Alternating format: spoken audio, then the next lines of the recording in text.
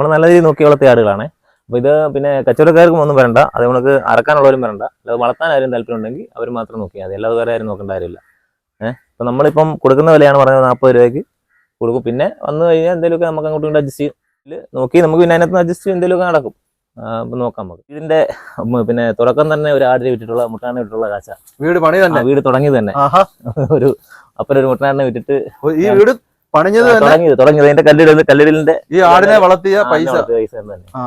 അങ്ങനെ ഈ ആടുകളെ